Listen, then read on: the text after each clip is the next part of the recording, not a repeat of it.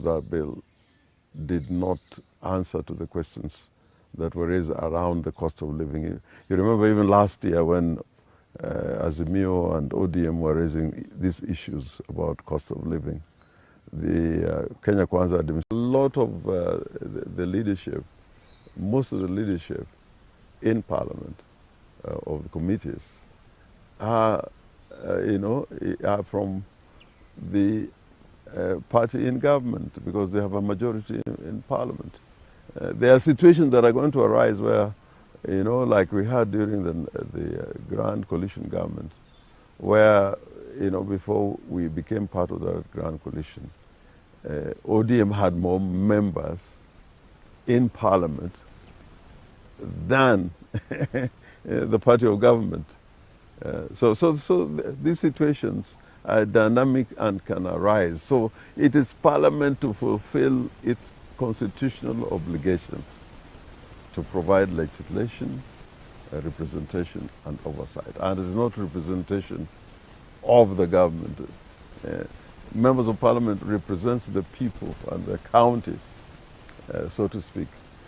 So I think once we know how that system should operate, and this is not just akin to Kenya, even the United States of America, the Congress is distinct from the executive, and nobody questions, the role of that constitutional duty that the Congress has. Although every political party would want to operate with the majority in Parliament or in Congress, so that there's not disharmony and dysfunction. But again, there are dangers when a party in power is overrepresented in Parliament. Now, back to this broad-based government and the inclusion of 5 of members from the ODM party into it. Someone posted on their social media platform that why just ODM? Why didn't other political parties within the coalition of Azimio La Umoja One Kenya coalition be approached to be part of this broad-based government?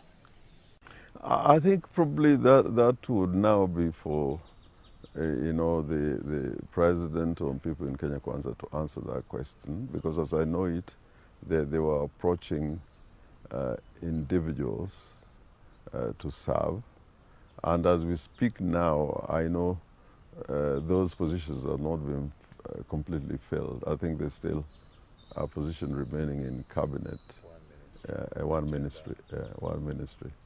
So probably, it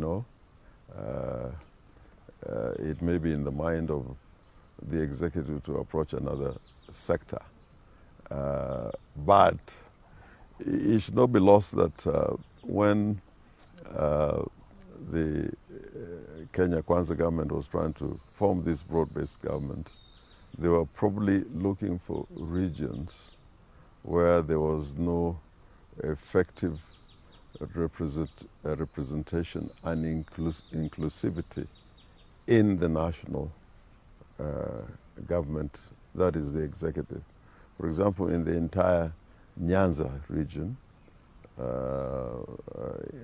and excluding Kisii and Nyamira, there was only one member of the cabinet, for the entire region. In the coast, of course, there was, if I can remember very well, there was Minister Mvurya. Now, with an addition of Honorable Joho. There was also, I think, Aisha Jumwa. Aisha Jumwa. Yeah, it was just a replacement. Yeah. And maybe the question of gender was arising, but when they appointed our young girl from Turkana, that issue of gender seemed to have been addressed, although in entirety of that formation, I am not sure that the gender rule has been fully, accomplished. Yeah, but All in all, I can say that, that was an attempt to form a broad-based government by a party in power. It was not by a group of parties or more than one party sitting down to say this is how we are going to form this broad-based government. I think it was from the perspective of the current government on how to form that broad-based government.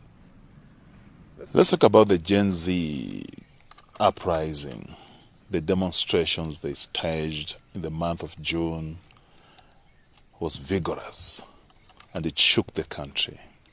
Do you think some of the issues that they were raising have been addressed by the government of Kenya? I don't think they have been addressed at all, but I think there has been some statements to the effect that they are going to be addressed. Now, if you just talk broadly about some of the issues they were raising, the cost of living was an issue. I don't think it's been sufficiently addressed. Although the finance bill, which was going to compound the situation, make life harder through more and more taxation,